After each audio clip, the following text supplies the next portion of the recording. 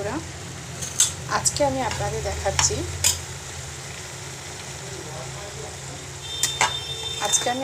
দেখাচ্ছি লাল শাক দিয়ে চিংড়ি মাছ। এটা কি হচ্ছে বলুন তো?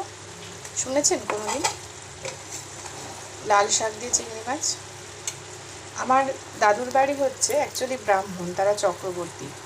যখন লক্ষ্মী পুজো হয় তখন সেখানে কিন্তু ইলিশ মাছ করা হয়, চিংড়ি মাছ দিয়ে লাল শাক করা হয়।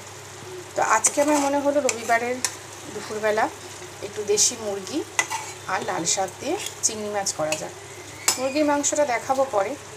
এটা দেখুন লাল শাক কীভাবে করেছি আপনাদের দেখাই।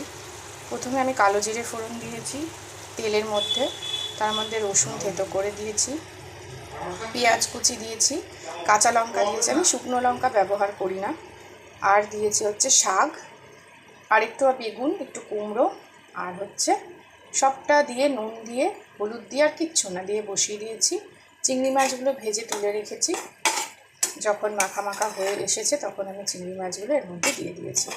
দেখুন কতটা সুন্দর হয়েছে দেখতে। এইভাবে একদিন লাল শাক করে খেয়ে দেখুন, অবশ্যই ভালো লাগবে। শুভ দুপুরবেলা, ভালো থাকবেন সবাই, ধন্যবাদ।